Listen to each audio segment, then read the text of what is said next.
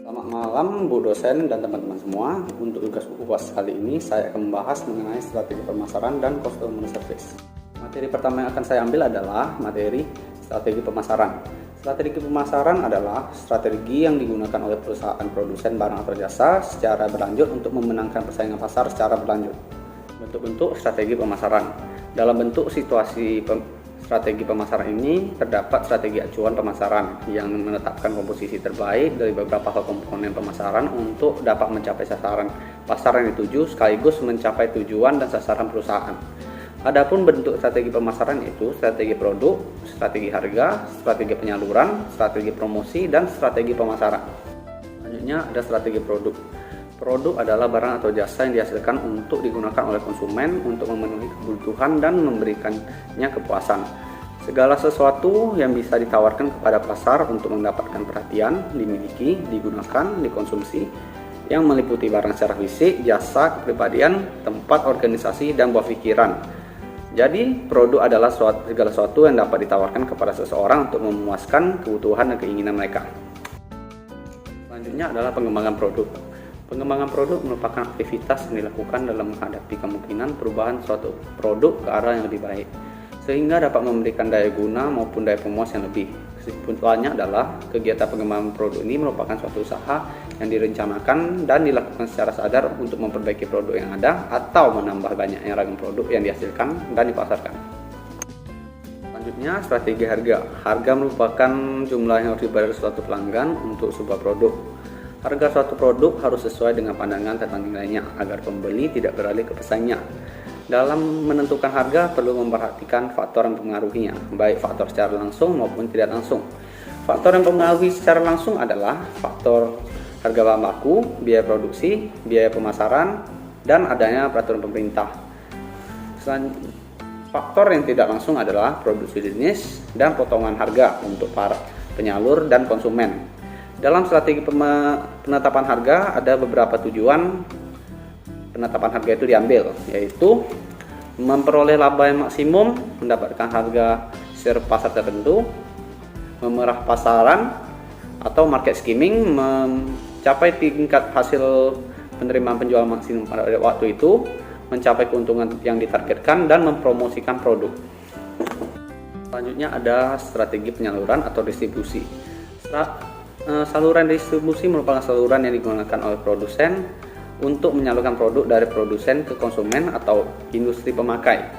Pemilihan tempat distribusi yang tepat sangat penting dilakukan untuk memperluas pasar dalam mencapai keuntungan yang diinginkan. Oleh karena itu, kebijakan penyaluran merupakan salah satu kebijakan pemasaran terpadu yang mencakup penentuan saluran pemasaran dan distribusi fisik. Kedua faktor tersebut mempunyai hubungan yang sangat erat dalam keberhasilan penyaluran dan sekaligus keberhasilan pemasaran produk perusahaan. Selanjutnya adalah strategi promosi.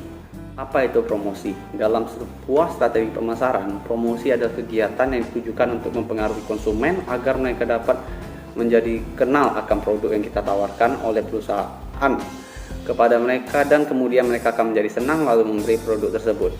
Apa saja alat promosi? Yang pertama ada iklan atau advertising, merupakan bentuk strategi pemasaran di mana suatu penyajian dan promosi dari gagasan barang atau jasa yang dibiayai oleh suatu sponsor yang bersifat non-personal. Media yang sering digunakan dalam iklan ini adalah media radio, televisi, majalah, surat kabar, dan lain sebagainya. Penjualan pribadi atau personal selling merupakan penyajian lisan dalam bentuk pembicaraan dengan seseorang atau lebih calon pembeli dengan tujuan agar dapat terrealisirnya penjualan. Selanjutnya ada promosi penjualan atau sales promotion, merupakan bentuk strategi pemasaran di mana segala kegiatan pemasaran selain personal selling, iklan, dan publikasi yang merangsang pembelian oleh konsumen dan keefektifan agen seperti pameran, pertunjukan, demonstrasi, dan segala usaha penjualan yang tidak dilakukan secara teratur. Yang terakhir ada publikasi atau publicity, merupakan usaha merangsang permintaan dari suatu produk secara non-personal dengan membuat baik yang berupa berita yang bersifat komersial tentang produk tersebut dalam media cetak atau tidak, maupun hasil wawancara yang disiarkan dalam media tersebut. Yang terakhir adalah strategi pasar. Pasar adalah arena pertukaran potensial baik dalam bentuk fisik sebagai tempat berkumpul dan bertemunya para penjual dan pembeli maupun yang tidak berbentuk fisik yang memungkinkan terlaksananya pertukaran karena dipenuhinya persyaratan pertukaran yaitu minat dan citra selera daya beli. Dengan demikian, keberadaan pasar merupakan bentuk strategi pemasaran yang terbuka memberi kesempatan bagi masyarakat untuk mengambil bagian menentukan harga sehingga harga ditentukan oleh kemampuan real masyarakat dalam mengoptimalisasi faktor produksi yang ada di dalamnya. Bahan kedua yang akan saya bahas adalah customer service. Customer service adalah setiap kegiatan yang diperuntukkan atau ditujukan untuk memberikan kepuasan nasabah melalui pelayanan yang diberikan oleh seseorang. Ada beberapa syarat customer service. Yang pertama ada syarat fisik, harus memiliki ciri-ciri fisik yang menarik. Yang kedua ada syarat mental, yaitu persyaratan non fisik tapi kejiwaan. Jadi jiwa kita harus matang untuk menjadi customer service. Yang ketiga ada kepribadian, harus memiliki kepribadian yang baik sebagai seorang customer service. Dan terakhir ada persyaratan sosial, yaitu harus memiliki jiwa sosial yang lebih tinggi terhadap seluruh nasabah.